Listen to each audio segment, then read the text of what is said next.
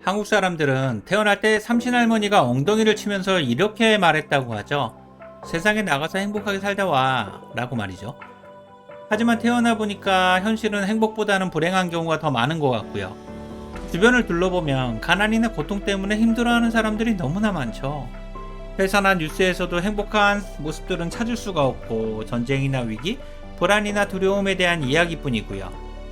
그러다 보니 아주 보통의 하루를 의미하는 아부아라는 말이나 소확행이란 단어가 유행을 하고 있죠. 불행한 일들이 너무나 많다 보니까 별일이 없으면 오히려 다행이고 서점에 가도 행복이나 위로에 대한 이야기가 베스트셀러고요. 무소식이 희소식이라는 말이 이래서 나온지도 모르죠. 그만큼 사람들은 정신적으로 지쳐있다는 의미고요. 행복하지 않다고 말하는 사람들이 주변에 너무나 많고 불행한 사람들이 넘쳐나고 있죠. 오히려 행복을 다행으로 생각하고 불안이나 두려움을 공포스럽게 생각하고요. 부처님이 이야기했던 삶은 고통이라는 말이 틀린 말이 아님을 절실하게 느끼게 되는 거죠. 그리고 사람은 누구나 이기적인 마음을 가지고 태어나죠. 항상 남보다 많이 가져야만 하고 괜찮은 모습을 최대한 많이 노출해야만 하죠. 그래야 사람들이 제가 행복한지 알 테니까요. 이러려면 비겁함이나 내로남불이 필요하기도 하죠. 어쩌면 이게 세상을 살아가는 지혜일지도 모르고요. 그 이면에는 진짜 내 모습이 무엇인지도 모른 채 불행하게 살아가는 중이죠. 가끔은 이렇게 사는 게 맞나? 도대체 나는 어떤 사람인지? 라는 고민을 하게 되죠. 하지만 직장생활이나 급한 일에 쫓기다 보니까 금방 잊게 되고요. 눈앞의 문제에 집착하다 보니 정말 중요한 내 문제에 대한 고민은 항상 뒤로 하는 거죠. 그러면서 어느 순간 행복보다는 두려움이나 우울한 감정이 가득 차게 되고요. 그럼에도 원래 이런 게 삶이라고 생각하면서 포기하고 사는 사람들이 너무나 많죠. 그러다 보니 행복을 사치라고 생각하는 사람들도 있고요. 이들은 직장생활 자체를 내가 원해서 하는 게 아니기 때문에 불행한 거라고 생각하니까요. 우리는 예전보다 많이 부유해졌지만 마음은 항상 공허하거나 열등감만 커지고 경쟁에서 무조건 이겨야만 하는 직장생활을 하고 있죠. 함께 웃는 법보다는 이겨야만 대학을 가고 승진할 수 있는 삶 속에서 오히려 경쟁이 당연하게 느껴지고요.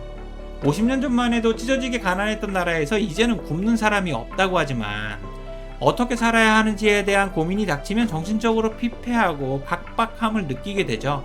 그러면서 내 삶은 너무 불행하다 라는 생각이 자리를 잡게 되고요. 이 틈에서 행복은 자리를 찾을 수가 없죠. 부러우면 지는 거라면 내 삶은 이미 졌다는 의미고요. 이런 상황에서 행복해지기란 정말 쉽지가 않고 오히려 불행하지 않으면 다행이고요. 그래서 저는 불행한 삶을 극복하기 위해 오랫동안 고민을 했습니다. 22년간 직장 생활을 하면서 정신적으로 너무 피폐했고 불행함만 느끼면서 살았으니까요.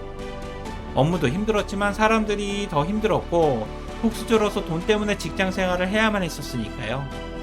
그에 대한 복수심인지 행복에 대한 집착인지는 잘 모르겠지만 나를 위한 최선의 방법이 미니멀리스트가 되는 거였죠. 지금도 미니멀한 생활을 하기 위해 노력하는 중이고요. 지금보다 욕심을 조금만 더 버릴 수 있다면 절에 들어가서 살아도 될 것 같으니까요. 어쨌든 저는 지금 행복해지려고 노력 중입니다. 그렇다면 미니멀리스트란 어떤 의미일까요? 미니멀리스트란 말을 어디선가 많이는 들어봤는데 무슨 의미인지는 잘 모르죠. 솔직히 저도 그랬으니까요. 미니멀리스트란 삶에서 불필요한 것들을 최대한 줄이고 내가 진짜로 원하거나 본질적인 것들에 집중하는 사람들이죠. 물욕이나 소유욕, 인간관계나 소비 등 많은 영역에서 욕심을 버리고 적게 가질수록 행복하다는 방향으로 살아가려는 사람들이고요. 쉽게 말하면 덜어냄으로써 소중한 것을 얻는 것이죠. 현재 나의 모습에 만족하고 나를 성장시키거나 의미 있는 일을 통해 봉사하는 삶을 살아가려고 노력하고요. 직장생활에서 중요한 승진이나 연봉, 사회적 성공이나 스펙 등은 크게 중요하지 않죠. 이런 면에서 직장인이 미니멀리스트가 되는 건 쉽지가 않고요. 그리고 미니멀리스트가 되려면 내 삶의 방향과 나에 대한 솔직한 이해가 무엇보다 중요하죠. 삶을 아주 단순하게 만들어서 나의 가치에 집중해야 하는 거니까요. 이 과정에서 행복의 의미를 찾을 수 있어야만 하고요. 만약 행복을 찾을 수가 없다면 미니멀리스트의 삶이 정답이 아닌 거죠. 직장 생활을 하면서 미니멀리스트가 되기란 쉽지가 않고요. 회사가 강제로 욕심을 내려놓게 하면 모를까? 연봉이나 승진 등 직장 생활을 하면서 욕심을 내려놓는다는 것이 너무나 어렵죠. 저 또한 회사를 다닐 때는 회사의 방식에 최선을 다했고 회사를 그만두고 나서는 미니멀리스트가 되려고 노력하는 중이고요. 실제로 해보니까 마음이 그 어느 때보다 편안한 건 분명하거든요.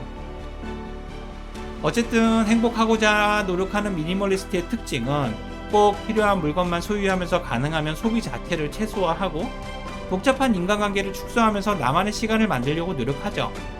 물질보다는 사람과 시간이라는 본질적인 가치에 집중하려는 사람들이고요. 정신적 여유를 통해 행복을 찾는 거죠. 이를 위해서는 욕심을 줄일 수 있는 비움의 미학이 필요하고요. 미니멀리스트의 핵심은 욕심을 비우는 데 있거든요. 하지만 직장인에게는 너무 나이브한 모습이고 어리석어 보일 수도 있죠. 그래서 강요하는 것은 아니지만 욕심을 비우지 않는 이상 행복을 찾기란 쉽지 않을 겁니다. 비워야 채울 수가 있고 욕심이 넘쳐나는 지금은 행복을 찾을 수가 없으니까요. 마지막으로 여러분들이 미니멀리스트 삶을 지향하고 싶다면 작은 것부터 하나씩 실행해 보세요. 우선 책상이나 침대 자리부터 정리하세요. 지금보다 20%만 더 절약하시고요. 인맥도 중요하지만 나만의 시간을 많이 만드세요. 물건이나 사람에 얽매이지도 마시고요. 이런 행동들이 처음엔 습관이 안 돼서 힘들 수가 있으니까 일단 내 몸에 맞는 쉬운 것부터 하나씩 실행하세요. 솔직히 지금도 못하는데 10년 뒤에 할 수 있을까요? 아마 10년 뒤면 지금의 시간을 그리워할 수도 있으니까요. 그러니 말로만 하지 마시고 행동으로 행복을 조금씩 찾아보세요. 오늘보다 내일이 더 행복한 직장인이 되시길 진심으로 기원하겠습니다. 오늘 내용에 공감이 되신다면 구독과 좋아요를 부탁드릴게요. 지금까지 회사 선배 인지였습니다. 고맙습니다.